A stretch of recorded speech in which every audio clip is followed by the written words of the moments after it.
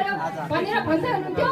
म त्यो सडकमा त्यो दिन सम्झिरहेको छु जतिखेर रवि लामिछानेको मुद्दा अदालतको इजलासमा भित्र फैसला हुँदै गर्दाखेरि रवि लामिछानेको न्यायको लागि मेरो घरबारी सबै लिलाम गर्न तयार छु भनेर हातमा लाल पूर्जा लिएर उभिएका चितवनवासी दाजुभाइ पैसाले रवि लामिछानेलाई छुटाउन सक्ने ताकत भएको भए चितवनवासी सारा नेपाली दाजुभाइ दिदीबहिनीहरू आफ्नो घरबारी बेचेर पनि तयार हुनुहुन्थ्यो। तर यो हस्ताक्षर अभियान भनेको के हो भन्दाखेरि भ्रष्टाचारीलाई यो देश लुटेर खानेलाई वर्षौंसम्म नेपाली जनताको इमानमाथि लात हान्नेहरूलाई अब नेपाली जनताले सम्झाउनुपर्छ, सबक सिकाउनुपर्छ। अन्यायको श्रृङ्खला धेरै भयो। हिजो एउटा क्यामेराको माध्यमबाट हजारौं दुखी पीडितहरूलाई सहयोग गर्दै हिँडेको रवि लामिछानेलाई जसरी ठग बनेर जबरजस्ती ठगको ट्याग भिराएर आज जेलमा सडाइएको छ।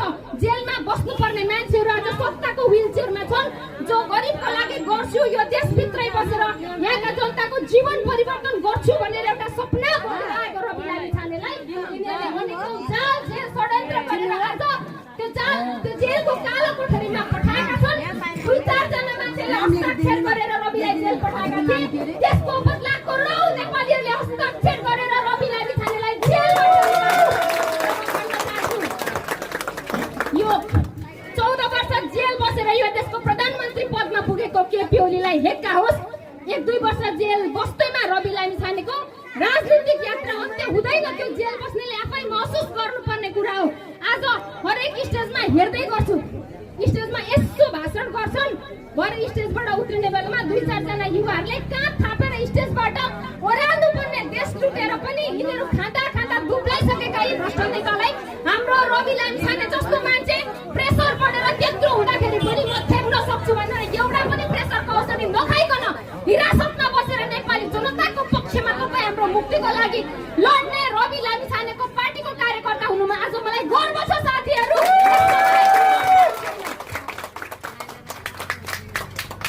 एउटा पत्रकार हुँदै गर्दाखेरि रवि दाइले भन्नुभएको एउटा कुरा मलाई याद आउँछ क्या, भ्रष्टाचार गर्ने यी भ्रष्टाचारीहरूलाई टुडी खेलमा राखेर उडेर घुमाएर एक के खान्न पर्छ, त्यो पनि नाकको डाँडी भाँचिने गरी त्यो डाइलग भन्नुभएको थियो। हिजो टेलिभिजनको पर्दामा बस्दै गर्दाखेरि नाकको डाँडी भाँच्छु भन्ने रवि लामिछाने आज त संसद भवनमै छिर्यो। क्यामेराबाट त रवि लामिछानेले भनेका भ्रष्टाचारीहरूको नाकको डाँडी निकै पर थियो।